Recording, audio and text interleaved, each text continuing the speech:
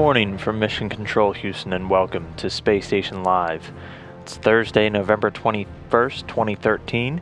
You're looking down inside of the International Space Station Flight Control Room located at the Johnson Space Center in Houston, Texas. Inside the room right now sits the Orbit 2 team controlling systems on board the orbiting laboratory. They're being led right now by Flight Director Emily Nelson, and at the Capcom position speaking with the astronauts will be Hal Getzelman, serving as the communication link between all of our controllers down here on the ground and the astronauts up in space. And those astronauts right now are the crew of Expedition 38, comprised of 3 Russian crew members, 2 Americans, and 1 Japanese astronaut on board.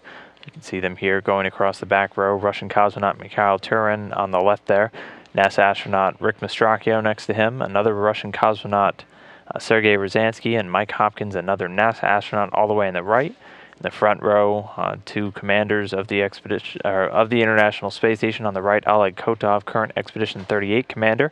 And the left in the front row, Koichi Wakata, who will take command of the International Space Station during Expedition 39.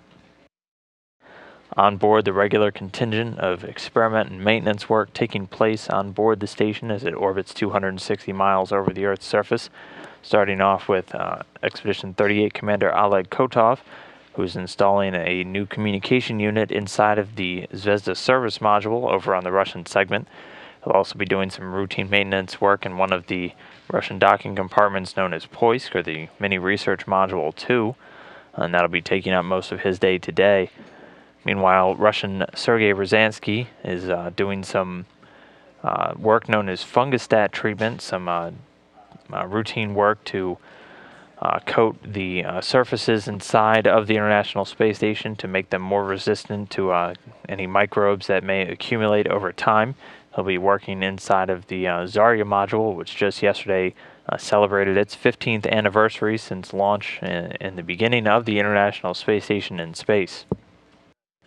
Meanwhile, NASA astronaut Mike Hopkins, upon waking up this morning, taking a number of blood samples and other biological samples for a few studies on board for the Human Research Facility and also the Pro-K experiment, a dietary experiment which looks at decreasing the ratio between protein and potassium in the astronauts' diet to try and combat the bone loss that the astronauts are typically subjected to while in microgravity for long durations of time. Aside from that, also doing some more astronaut health studies today as Hopkins will be doing some ocular health scans using the station's fundoscope to do scans of his eyes, and also joining him in those scans will be his fellow NASA astronaut Rick Mastracchio and Japanese astronaut Koichi Wakata. The third Russian on board, Mikhail Turin, started off his day working on the Russian virtual experiment, which looks to gather new data on the mechanisms of sensory interaction and sensory adaptation for these astronauts, how well they're able to adapt during their long-duration space missions. Also doing 2 Earth study experiments today. First off, the SINER, which looks to document and track bioproductive areas of the world's oceans for scientific research and also for commercial fishing. Also working on the Uragan experiment, which uses the International Space Station's unique vantage point to serve as a monitoring system for areas where natural and man-made disasters are forecasted, and helping to relay information to authorities whenever these unfavorable events transpire. Meanwhile, NASA astronaut Rick Mastracchio on board today, conducting a photo survey of some of the external station structures as part of a regular maintenance activity to routinely document the outer portions of the station. He'll also be doing those ocular checkouts alongside Hopkins and Wakata as mentioned. Then Koichi Wakata on board today is continuing with the circadian rhythms experiment, which he began towards the end of his day yesterday, and will continue on through the morning tomorrow. We'll hear more about that experiment later, which looks to track the astronaut sleep cycles throughout their long-duration missions.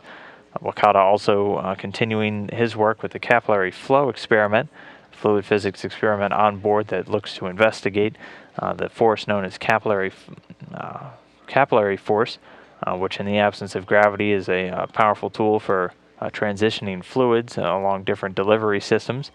So that experiment today also looking at effectively separating fluids from gases, a very important component in the design of spacecraft fuel systems. Also other liquid delivery systems such as water for crew consumption or experiments on board. You can see another picture of that capillary flow experiment here.